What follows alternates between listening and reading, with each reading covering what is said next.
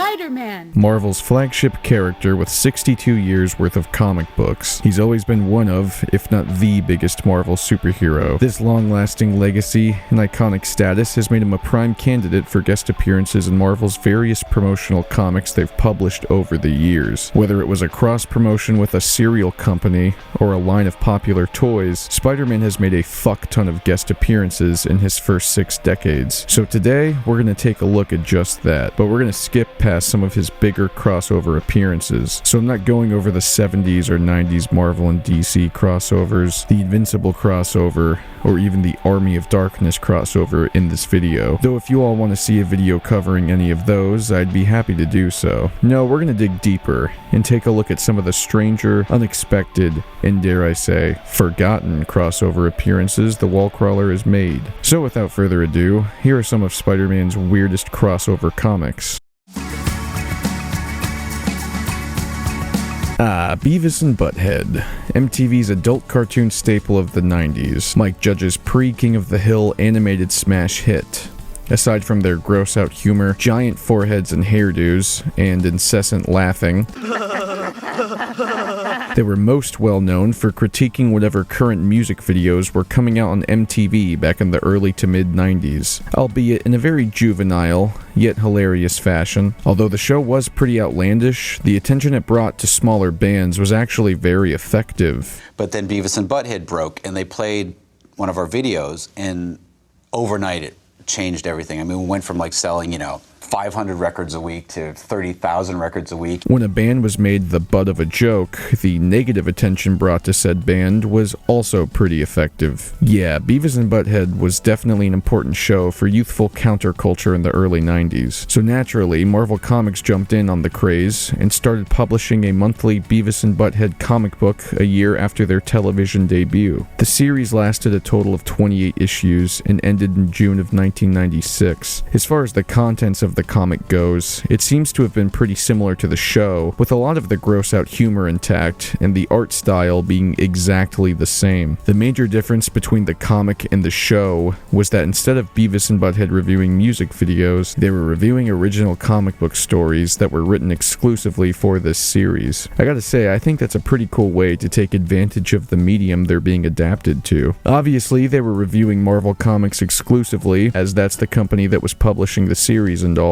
And obviously, if you're going to review the vast catalog of Marvel Comics, you're going to end up reviewing Spider-Man at some point. And that's exactly what happens in issue 3. Written by Mike Lacey, Beavis and Butthead are reviewing a Spider-Man comic that actually kind of captures all of the early 90s Spider-Man tropes pretty well. We have a lingerie-clad Mary Jane in some provocative panels, waiting around for Peter to return home from his Spidey adventures. Of course, we get some boner and cum jokes, courtesy of Beavis and Butthead throughout, until the erotic scene is interrupted by our friendly neighborhood Wallcrawler swinging by. He's on his way home to meet MJ for dinner, but he stopped dead in his tracks by Venom and Carnage, who both want to kill him. Right as we see Venom lunging for Carnage, Beavis and Butthead rip out the page with Mary Jane and throw the rest of the comic in the trash. Yeah, old B&B were pretty disappointed when the comic switched over from sexy MJ to Spider-Man and the Symbiote Boys hashing it out in a non-explicit manner. So they add the MJ drawings to their Spider Spank Bank, and their review ends. By the way, John Romita Sr. is the artist for this. He only drew both Venom and Carnage a handful of times throughout his career, so it's pretty cool to see that. I wonder if this was the most revealing comic he ever drew of Mary Jane, though. Honestly, I don't care enough to risk looking up John Romita Sexy Mary Jane on Google. In issue 5 of Beavis and Butthead, once again written by Mike Lacey, we see a one-page review of a Hulk vs. Rhino story, chock full of wiener and fart jokes, illustrated by the legendary Sal Buscema. It captures the feel of a classic Hulk vs. Rhino story very well. In issue 10, written by Sam Johnson and Chris Marcel, we see a review of a Prowler and Nightwatch crossover. If you don't know who Nightwatch is, He was basically Marvel's answer to Spawn after Todd McFarlane had left the company to start Image Comics with other high-profile Marvel artists in the early 90s. Beavis and Butthead end up confusing Nightwatch and then Prowler for Spawn himself, though they misremember the character's name as Spam. That's actually a pretty funny joke, seeing as how Marvel was literally spamming edgy Image Comics-esque tropes when they created Nightwatch. This little crossover was drawn by Bill Reinhold and worded by Barry Putter,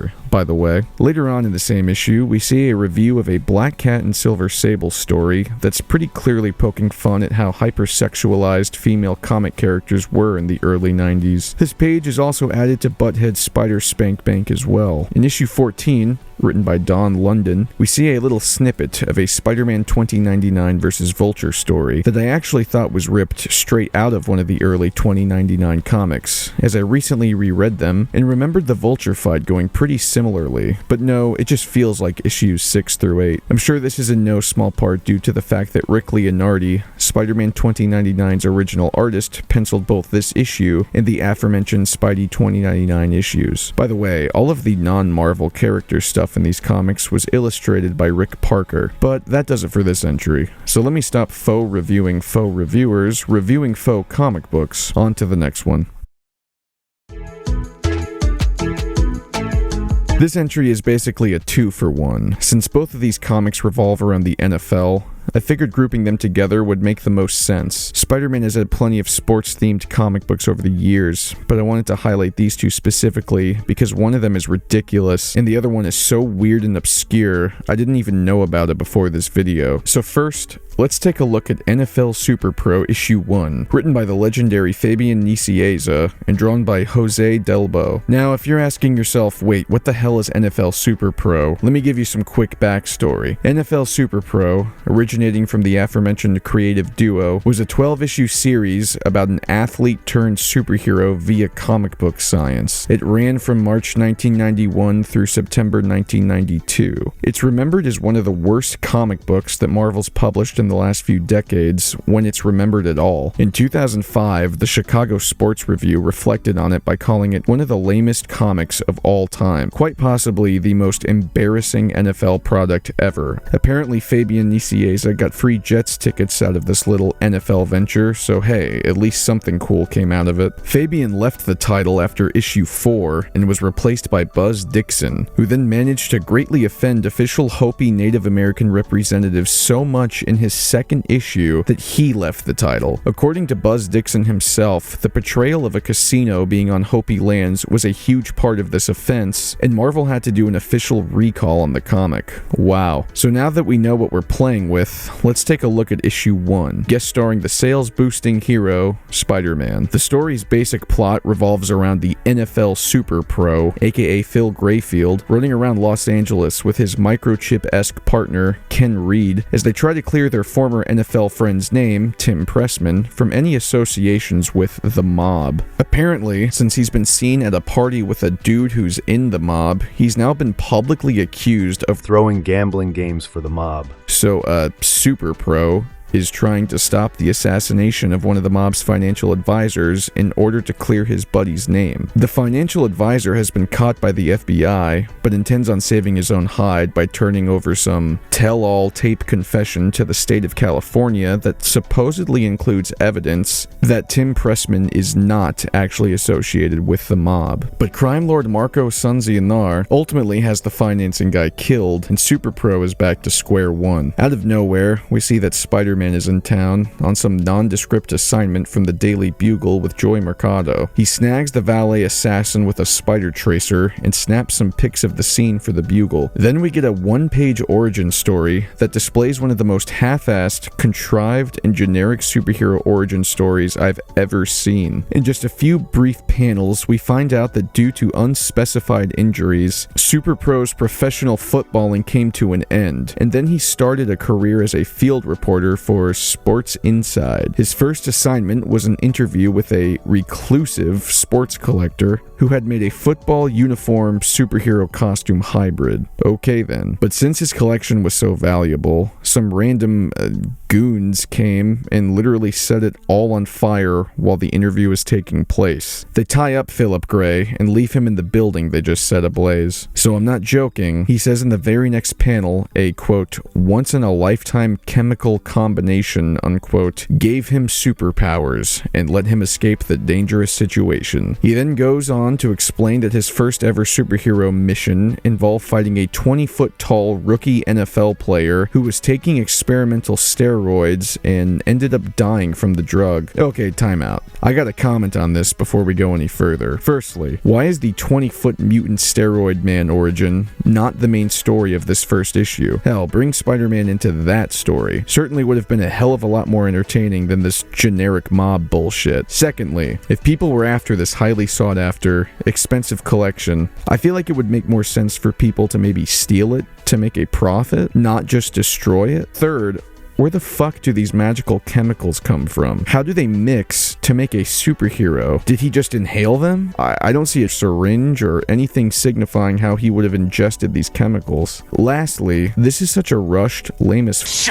origin. It just sets the tone for the whole thing so perfectly. So the next day, we see the mob boss is sending the same valet driver that killed the snitch financial advisor over to kill Tim Pressman at a public press statement. We see Peter Parker and Phil Gray there, covering the event for both of their respective news outlets. When Peter's spidey senses go off, and he goes to stop the valet driver turned sniper. He goes to shoot a web at the guy and somehow misses, even though it looks like he was in pretty close range, and the valet guy goes and jumps off a building to his death. Dude, seriously, what the f***? Also, if the whole reason Super Pro was trying to get that tape recorder from the financial advisor was because it was the only piece of evidence that could concretely prove Pressman's innocence, why the fuck is the mob now trying to kill him? If the only piece of evidence he had in his favor died along with the snitch financial advisor, then there's really nothing to worry about, right? Whatever. Spidey ends up following the spider tracer he shot earlier in the comic, which leads him to the mob boss's residence in hopes of finding evidence to help clear Tim Pressman's name. Of course, he doesn't find squat, and we cut back to Super Pro arriving at Tim's house. He fights off the mob's special forces that were sent there to kill him, and Spidey just ends up snapping some pics of the whole scene to sell to the Bugle. Yeah, Spidey and Super Pro don't actually interact at all in this comic. The Super Pro ends up telling Pressman that the thugs that were just arrested for attempted murder will most likely end up snitching, and Pressman will be cleared for his grand jury indictment.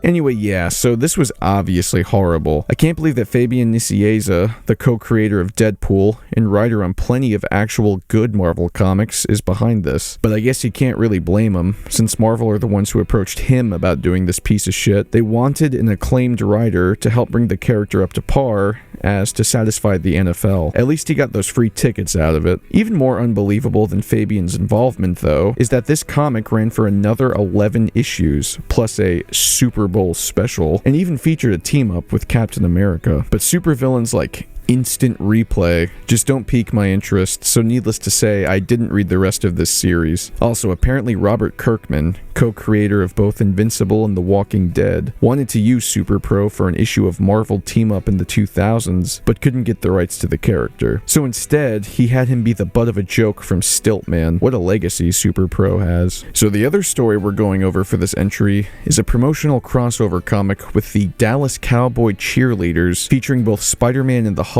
Yes, in the early 1980s, both the Dallas Times-Herald, a newspaper in the Dallas, Texas area, and a long-gone department store called Sanger Harris, also in the Dallas, Texas area, had published 5 promotional comics that saw Spidey temporarily travel down to Dallas to have some grand old Texas fun. There was even an issue of the X-Men visiting the Texas State Fair from the same newspaper, the Dallas Times-Herald. Also, apparently there was another Spider-Man and Hulk team-up brought to you by the Kansas City, Missouri newspaper, the Kansas City Star, that acted as promotion for a clothing store called The Jones Store. I wanted to highlight this Hulk and Spider-Man Dallas Cowboys cheerleader team-up because it seems super obscure and it's such a weird premise for a comic. Everything from the backstory behind these promotional comics to the apparently ridiculous plots made me want to give it a quick shout out in this video. Now, this specific crossover isn't available anywhere online to read, not anywhere I could find anyway, and I wasn't able to get my hands on a copy of it before I made this video, but I did find a website called Calamity John Save Us, which seems to give a pretty accurate history behind these comics, so I'm going to trust the summary of the issue enough to read it in this video. But yeah, the reason Spidey's in Dallas is to visit one of his high school friends named Fran, who went on to become a Dallas Cowboys cheerleader. Peter is shopping at the Sanger Harris stores in search of some souvenirs for Aunt May while he's in town. As the website summary points out, the Dallas Cowboys cheerleaders were such a hit in the late 70s, early 80s cultural zeitgeist that they cameoed on TV shows and even had their own TV movie. So the fact that there was a Marvel comic published in their local area gives a bit more context as to why this promotion exists. And Peter Parker knew one of these famous cheerleaders. Hell yeah, Petey. So yeah, the comic follows the Dallas Cowboys cheerleaders on their way to perform at an army base when they get lost in a bad rainstorm and end up pulling off at another army base that was actually a setup by the leader. Fran somehow manages to make a quick phone call to Peter Parker,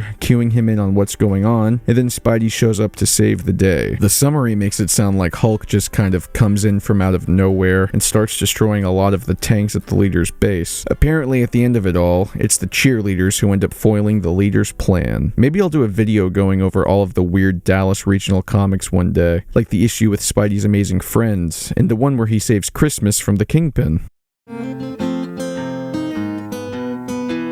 This is certainly one of the more well-known bizarre Spider-Man team-ups to take place in the comics. In Marvel Team-Up issue 74, written by Chris Claremont and drawn by Bob Hall, released October of 1978, Spider-Man teams up with the then-current cast of Saturday Night Live, this being Dan Aykroyd, John Belushi, Bill Murray, Jane Curtin, Garrett Morris, Lorraine Newman, and Gilda Radner. Also, the show's creator Lorne Michaels and even Stan Lee show up. So the comic opens up with Peter Parker and Mary Jane getting out of a cab in a bad storm as they approach 30 Rock Plaza with their tickets for a live airing of that night's SNL episode in hand. We then see that John Belushi has mysteriously gotten a ring in the mail that he tries on in the dressing room, but can't get off in time for the show. We simultaneously see a big, burly usher standing nearby, who goes into an empty costuming room once the show starts and puts on his supervillain armor, that of the Silver Samurai. Yes, the Silver Samurai is here, and he's trying to retrieve that ring from Belushi, as it's actually a teleportation device that he's been searching for. His entire mob of henchmen is there, and throughout the episode's airing, they're scattered about, armed with guns, searching for whoever has the ring. Eventually, Peter notices some of the commotion backstage and ditches MJ in his seat during a commercial break to become Spider-Man and investigate what all the kerfuffle is about. It's important to note that Stan Lee is the guest host of this fictional SNL episode, so the dressing rooms are full of costumes of Marvel's classic heroes. As Lorraine Newman is getting ready for a skit in which she will be playing Miss Marvel, some of the goons burst into her dressing room and get legitimately spooked out when they see Miss Marvel standing there. Once they realize she's obviously not the real deal, Spidey comes in and knocks them out before they can hurt her. This inspires Garrett Morris to dress up like Thor,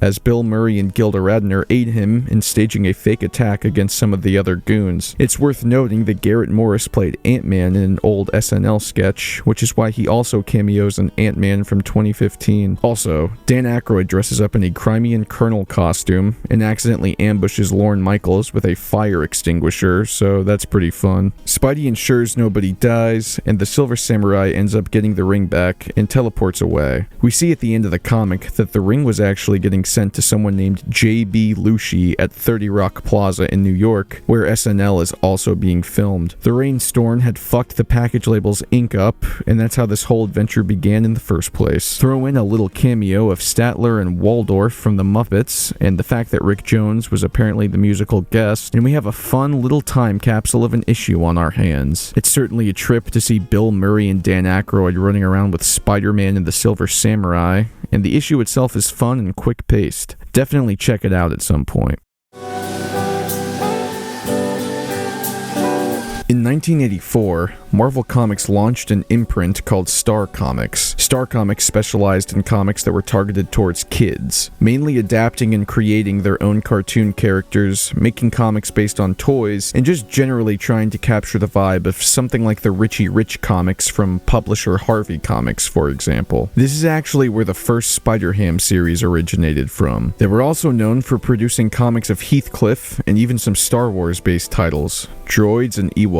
In 1985, writer Lenny Herman and artist Warren Creamer brought us Top Dog, a Star Comics original character. Top Dog is a talking cartoon dog that ran around getting into various adventures with his human best pal Joey Jordan. Apparently, this dog was so intelligent he worked for the government under the name Mr. X while wearing a dark cloak to conceal his doggy identity, and even created a supercomputer for them. Okay then. Yeah, there's not a whole lot to say here. It's just a goofy cartoon dog running around doing goofy cartoon stuff. But in issue 10, written by George Caragone and drawn by both Warren Creamer and John Romita Sr., everyone's favorite webhead shows up. Well, sort of. The issue revolves around Joey Jordan's friend Danny, whose father, named Mark, owns a local comic shop and is having an actor named Jim come through to play Spider-Man and sign comic books in a big promotional stunt for the store during the coming weekend. Mark apparently owns the building with a mob-esque shady guy named McGee, and McGee is tired of not seeing any return on investment for this building. So he tells Mark that they need to set the place ablaze to get some insurance money from it. Mark reluctantly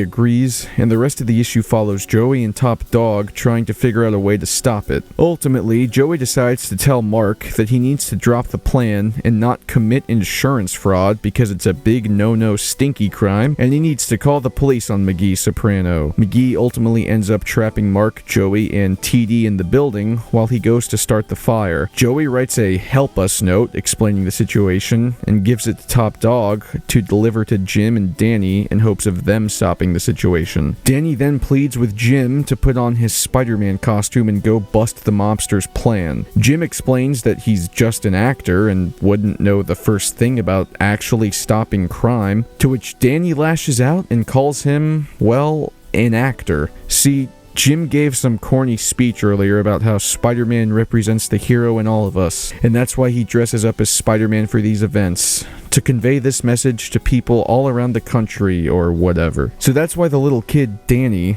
is upset that he isn't heeding his own every man's hero speech from earlier in the issue to try and go and stop the armed mob boss with access to flammable chemicals. I find that really funny, seeing that this comic is obviously meant to teach children about morals and doing what's right. For example, the big emphasis on insurance fraud being bad, which is already a kind of what the fuck moment. I mean, maybe it's just me, but I imagine the targeted audience for these kinds of comics might not even fucking know what insurance fraud is, or how Danny's dad is revealed to be divorced, so Danny's house is always messy, and his dad is never home to spend time with him since he's always working late to make ends meet. So we have one of those scenes where Joey's like, "Oh man, your life is way cool. I wish I didn't have to clean my house all the time." And Danny's like, "You're lucky.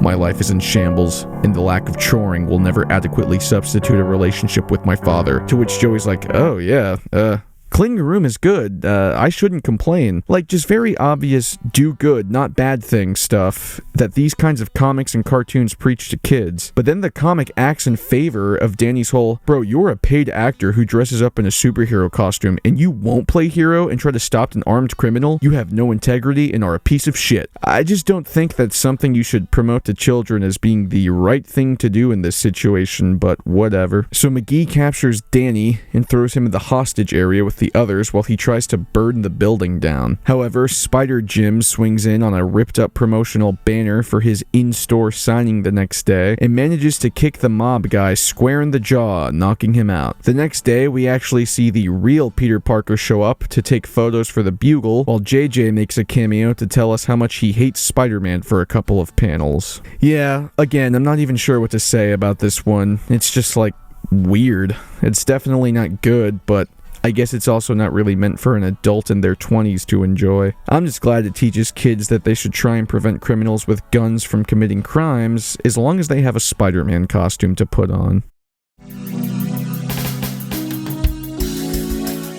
In 1984, Marvel was hired by Hasbro to write a 4-issue miniseries origin of the then-new Transformers toys. Well, it was supposed to be a miniseries. It was so popular that it actually went on for 80 issues in total. It had spin-offs, prequel comics, and even reprints from Marvel UK, with additional new stories that took place between original issues. So needless to say, it was a success. In issue number 3, written by Jim Salicrup and illustrated by Frank Springer, released September 1984, Spider-Man joins the fun. The main plot revolves around Sparkplug, a gifted mechanic being abducted by the Decepticons as they need someone to convert the fuel we use on Earth into the Transformers' advanced alien fuel, Energon, that they use to survive. Though he initially refuses to help these evildoers, as they remind him of the jail keepers he had to deal with when he was a prisoner of the Korean War, he's eventually forced into doing it to have his life spared. So the Decepticons go out and start getting all the material they'll need to make a lab and parts for Sparky to operate with in order to do this high-tech fuel conversion. Of course, this nationwide thievery draws the attention of every major governmental body around, and eventually both the press and the army show up to the Decepticons base in Oregon to get some news coverage of this and to put a stop to it. And you know who works in the news field, right? That's right. Robbie Robertson has sent our boy Peter Parker out on an assignment to get some exclusive pics of whatever's happening in Oregon. Of course, this leads Petey to don the Spidey suit.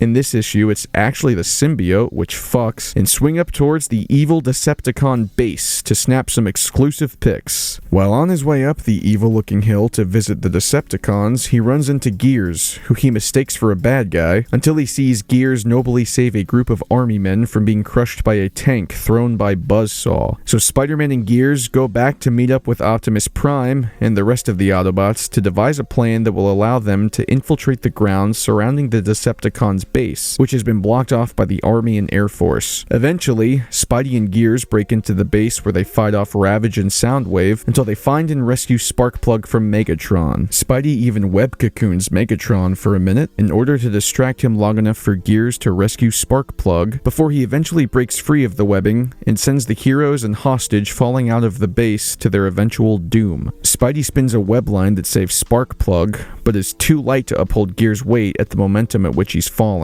So Gears crashes down to his demise. Rest in pieces. Not really, though. He's revived by the end of the issue. Spidey drops Sparkplug back off with the Autobots, where his son Buster can also be found, before he eventually leaves and catches a flight back to New York. And the issue basically ends there. Now, wasn't that cool? I have to admit that I've never really been into Transformers, so I didn't know exactly what was happening with some of these characters throughout, but it's definitely a nice little intersection of 80s pop culture going on. It's so cool that this takes place when Peter actually had the symbiote too, seeing as how limited of a time that really lasted. This wouldn't be the last time Spider-Man would cross over with the Transformers, though. Yeah, in 2007, there was a New Avengers Transformers crossover that actually only lasted for 4 issues. Since this isn't exclusively about Spider-Man, I'll try to keep the summary on the briefer side, especially since we have a lot more to get through. But basically, the New Avengers, in this story the roster is Captain America, Luke Cage, Wolverine, and Spider-Man, are sent to check out some abnormally high radiation readings that S.H.I.E.L.D. have picked up on in Latveria, Doctor Doom's home country. We find out that this big dome is emitting what are basically pheromones that the Autobots refer to as aggression waves. They're not only causing the heroes to act up,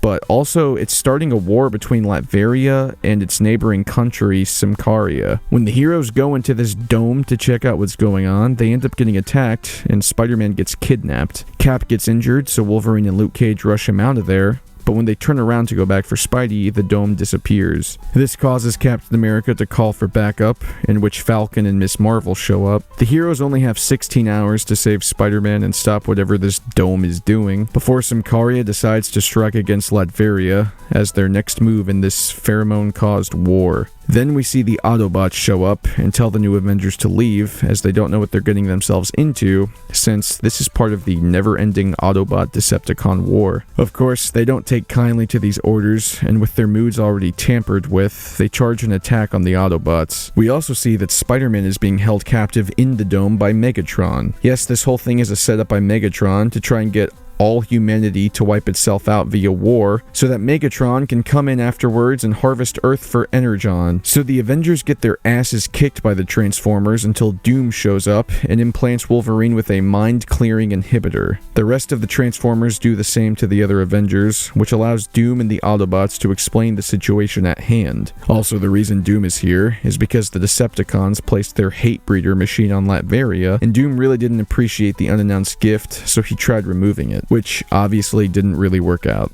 Now, Doom wants to stop the Decepticons as well. Also, the Decepticons have been destroying some Karia, disguised as fighter jets that were presumably sent over from Latveria. So let's get back to Spidey. Why was he captured? Well, when he and the other new Avengers broke into the Evil Dome, the Decepticons scanned each hero's blood and analyzed which one would be the best to use in part of their taking over the world plan. They explained that when they travel the galaxy to conquer planets, they often have no issue doing it, but in the rare case that they do end up encountering some kind of unique planetary defense, in this case superheroes, they try harvesting the power from these unique defenses to use against the planet and overcome any and all adversaries getting in the way of their world-conquering affairs. When they scanned each hero that infiltrated the Mini Dome, they determined that Spider-Man's blood would be the best and most compatible for them to transfer into Energon to use to defeat all the heroes protecting Earth. Also, Iron Man shows up with his own Iron Man Transformer combo to try and defeat the Decepticons. Eventually, Prowl ends up getting into the base to help Spidey, but he devises a plan to use Spidey's blood to give himself Energon, like what the Decepticons were just doing, in order for him and the other Autobots to have enough power to combat and ultimately defeat the Decepticons.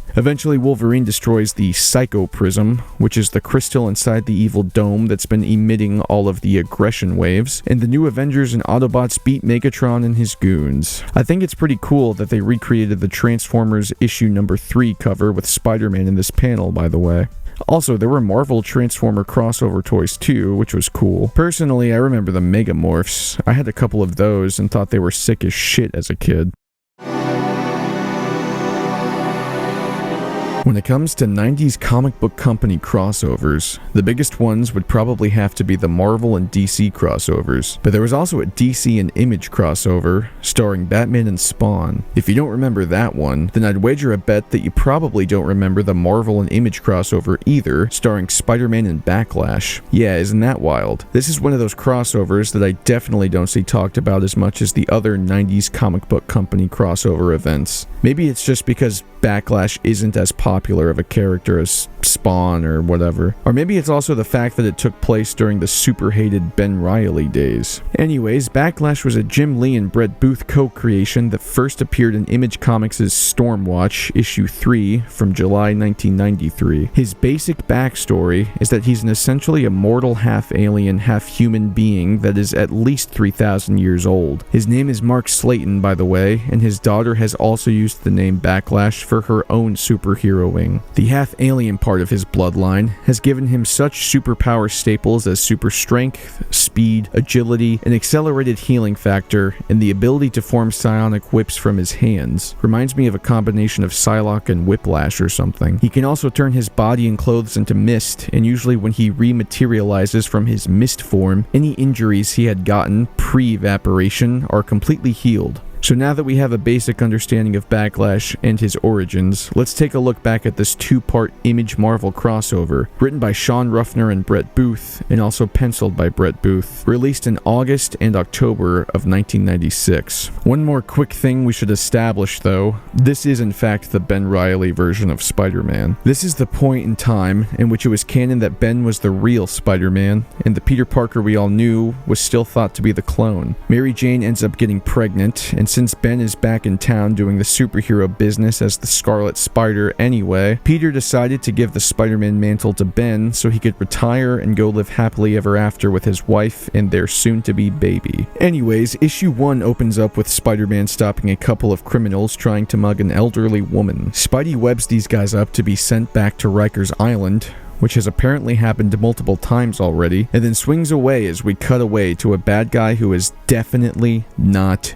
Deadpool. His name is Pike. His main powers are super strength, and the baton, or pike, he carries around, has the ability to project energy blasts and shields. But yeah, Pike, over here, is torturing a couple of research technicians in hopes of finding out where Backlash and Taboo, Backlash's sidekick/partner, are, as they've been going around shutting down corporate supporters of the criminal organization known as the Cabal. Pike kills one of the men, and right as he's about to kill the other, he hears his guards right outside the room he's in getting killed themselves. When Pike goes to check out the ruckus, he finds Venom there, about to serve Pike the same fate for murdering innocents. However, before Venom offs Pike, Pike offers a deal with him to spare his life. Venom is running around looking for a woman that's supposedly bonded to an offspring of the Carnage symbiote, and Pike is apparently going after the same woman, claiming he knows about the symbiote. So he offers Venom help on getting their mutual target in exchange for his life. We then see Backlash and Taboo arrive in New York the next day, as they've been called in by the FBI and PSI, though it's usually said like Psi in the comic. It stands for Paranormal Search and Investigations, which is the company Backlash works with to shut down the Cabal, to investigate the murders committed last night. Eddie Brock shows up at the airport that Backlash and Taboo have arrived at and disguises himself as their limo driver. As Backlash goes to investigate the crime scene, Taboo goes to make a quick visit to her father's gravestone before joining the investigation herself. On the way out of the cemetery, Eddie drops the limo driver disguise and attacks Taboo. By the way, Taboo's main powers are also psionic based. Ben Reilly is conveniently walking by and hops into action as Spider-Man to try and take Venom out and clear the scene from hurting any bystanders. Eventually, Spider-Man and Taboo take out Venom easily, something Ben comments on, as it normally shouldn't be such a cakewalk to take him down. Then Pike shows up, kicks a baby stroller in front of an oncoming bus, and Spidey leaves the fight for a brief second to go and rescue the baby. In that small amount of time, Pike and Venom kidnap Taboo and flee the scene. Soon Backlash arrives and recognizes the limo that Taboo is in, as it's pretty banged up on the side of the road. Of course, this freaks him out, and he goes to investigate the scene a little further when he notices a part of the symbiote has been left behind from Venom. Ben is back in his civilian clothes and pushes Backlash out of the way before the symbiote can try to bond with him, though to Ben's surprise, it just fizzles out and dies. Realizing Ben has probably given away the fact that he's Spider-Man, he quickly flees the area, but returns later that night as Spidey. Backlash shows up there as well, and after a brief fight, Backlash convinces Spidey to aid him in his search for Taboo. We then cut to Venom and Pike's cathedral hideout, where Venom realizes that while Taboo resembles that of a symbiote, she actually has no ties to Venom or Carnage. He goes to kill Pike for lying to him earlier about knowing about the symbiote, but Pike somehow convinces Venom that Taboo is lying, and he still needs Venom's help to kill her. Meanwhile, Spider-Man and Backlash have gone back to Psi headquarters, where a scientist is trying to revive the piece of the symbiote that had been clawed off of Venom in his fight with Taboo earlier. The hope is that once revived, the symbiote morsel will be able to lead them all back to Venom, where they'll also find Taboo. It's here where the scientist carrying out this experiment explains to us that Taboo does have a symbiote, a man-made one that comes from vampire DNA and was supposed to act as a shield from the sun for the undead. He then explains that if these two symbiotes were to merge in some way, shape, or form, it would be too much for Taboo's body to handle and would kill her. Just as a really quick interjection, I had no fucking idea an Image Comics character technically has a symbiote. That was pretty wild to me, seeing as how I never actually read a single comic with this character until this crossover. Anyways, the scientist puts the symbiote in what is basically a handheld symbiote version of a spider tracer. Once the symbiote is in close enough proximity to Venom, the device it's in will start to act as a tracker. Backlash also ordered the FBI to let go of the only Pike henchman that survived Venom's massacre last night, in hopes of him being stupid enough to unwittingly lead Spidey and Backlash back to Pike's secret hideout. And that's exactly what happens. So a fight ensues between the heroes and bad guys until Taboo is saved, and that device that was containing the Venom symbiote is broken. Venom tries to reclaim the lost shred of his suit, but doesn't snatch it in time before Pike steps in and bonds with it. Well, he's in the process of bonding with it, and Venom and the heroes decide they need to separate the two before the process is complete, as that would obviously be terrible. And of course, since we're in a cathedral, they end up separating Pike and the Venom suit via church bell. Who could have seen that coming? In a last-ditch effort to still come out victorious, Pike detonates a bomb, and he, alongside Spidey and Venom, escape the exploding church. When Backlash and Taboo come back in their normal clothes with Psi to search the scene later on, they find no traces of anyone,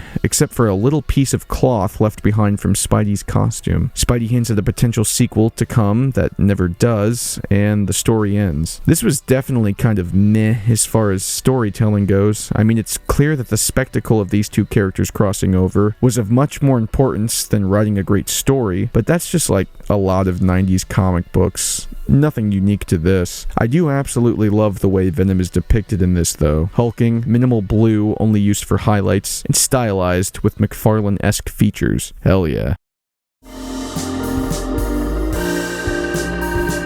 Ren and Stimpy, the crazy chihuahua, and the dumb but lovable cat. Another classic 90s cartoon that specialized in shocking, gross-out humor. Except it was still a children's show that aired on Nickelodeon, as opposed to a channel with an older demographic like MTV. Actually, there was an unaired episode from the original series that debuted on MTV in 1996 after the show's end in 1995. Anyway, it was so controversial with the execs at Nickelodeon that the show's piece of shit creator, John Kricfalusi, was actually fired from the show within its second year. But despite any controversy, the show proved popular enough to gain its own Marvel comic. Marvel Comics had published 35 issues starting in 1992, a year and some change after the show's debut, and then switched the title over to their imprint Marvel Absurd to publish the last 9 issues of the series. Marvel Absurd was the imprint Marvel used to publish their wacky cartoon adaptations, like the Beavis and Butthead comic we went over earlier, and even Earthworm Jim. By the way, the Earthworm Jim cartoon comic adaptation was written by Dan Slott. Anywho, in issue number 6, released March of 1992, Spider-Man shows up. This issue,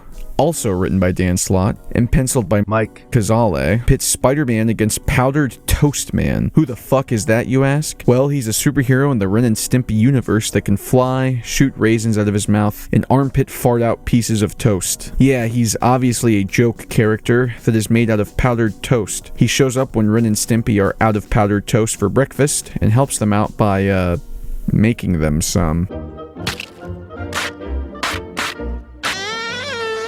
Also, apparently he was based on a Frank Zappa character, and there's an episode of the show where Frank Zappa voices a pope that he saves.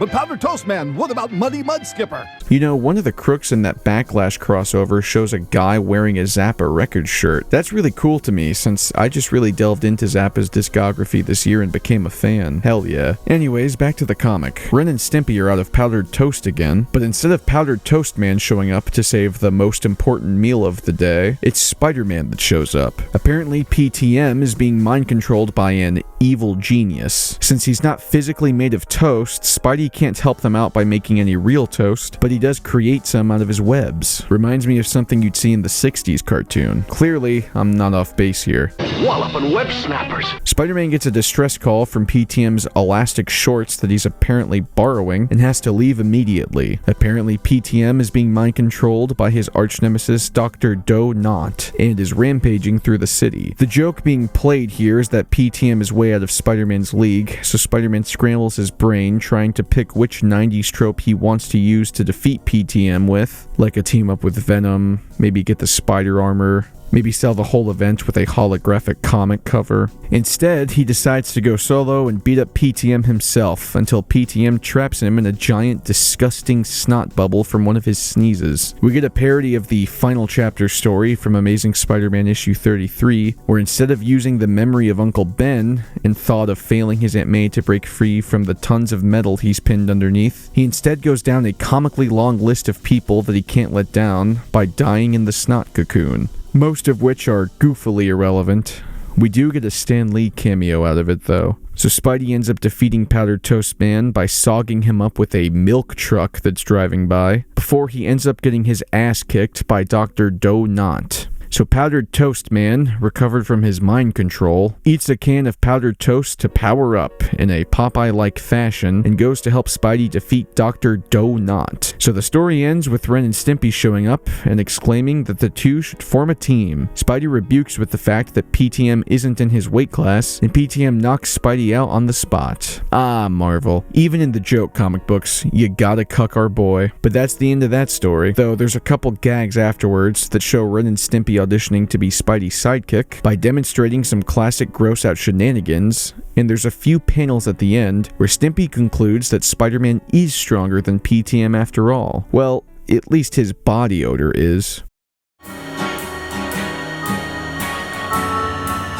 So I didn't realize this existed until I went to make this video, and kind of stumbled upon it by accident. In Justice League of America, Volume 1, Issue 103, written by Len Wein and illustrated by Dick Dillon and Dick Giordano, published October of 1972, we see the Justice League have a little Halloween adventure. The story shows the Justice League traveling to Rutland, Vermont on Halloween night at the behest of a paranormal hero, the Phantom Stranger, in an attempt to find and defeat any ghosts and demons that have been summoned there by villain Felix Faust. When the JLA arrive there, they end up fighting some local citizens possessed by Faust's demons. The reason that normal people are even capable of fighting the JLA is because the demons have granted these citizens the powers of the Halloween costumes they've dressed up in. What Halloween costumes did they dress up in? Well, we got Supergirl, Adam Strange, Commando America, Spider-Man, referred to as Bargain Basement Webslinger, Thor, referred to as the poor man's version of the Norse thunder god, Robin, Captain Marvel, and Jay Garrick's Flash. Eventually the JLA defeat all the demons and everything's good, but there's a couple reasons I wanted to include this entry in this video. Firstly, the first official Marvel and DC crossover happened with Superman vs. The Amazing Spider-Man in March of 1976. That's almost a full 3.5 years later. Would that technically make this the first crossover between the two companies?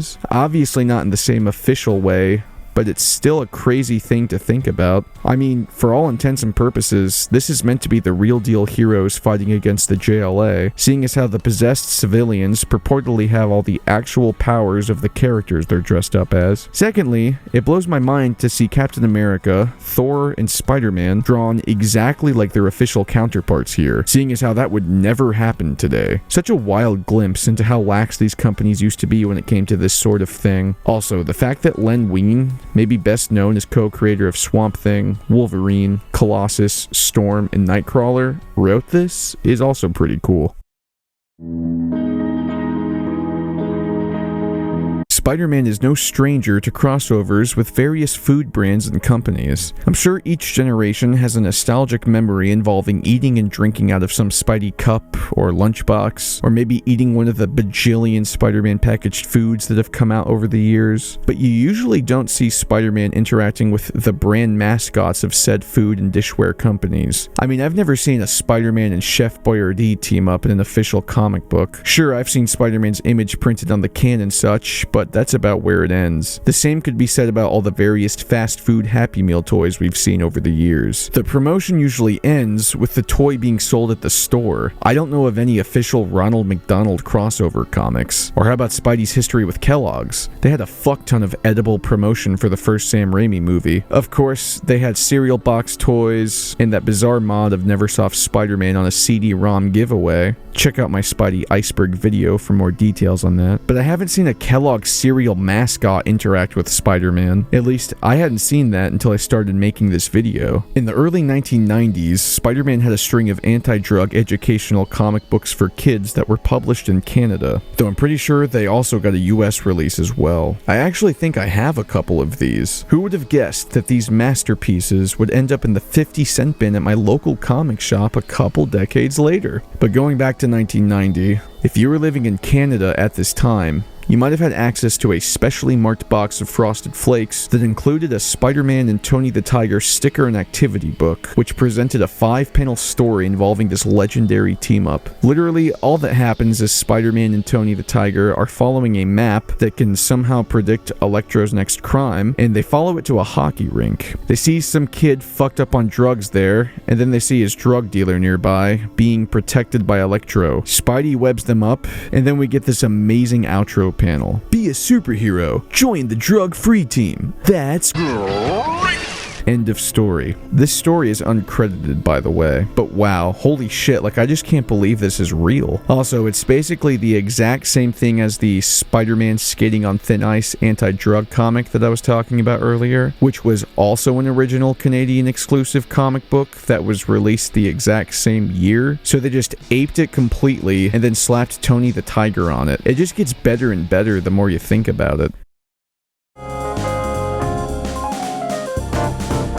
So we all know that Spider-Man comes from serialized comic books brought to you by Marvel, but did you know that starting in 1977, he had a daily newspaper comic strip that ran all the way through 2019? And guess what? It was written by Stan Lee the entire time. Though Stan died in November of 2018, Roy Thomas, who had been helping with plotting and even ghostwriting the script behind the scenes, carried out the strip until March of 2019. Newspapers then printed reruns of the series until October of 2023, when it was replaced by a revived Flash Gordon series. The strip had its own continuity, and seldom ever touched the mainline comics stories. Though one of the times it did try adapting the comics was the Brand New Day story from 2008, but readers hated this piece of shit story so much that Stan Lee retconned it to just be a bad dream that Peter wakes up from. Yeah, he was married to MJ the whole time. How fucking wild is that? Even the goddamn newspaper strip is more faithful to Spider-Man's character than his mainline comics. For the first 4 years of this strip,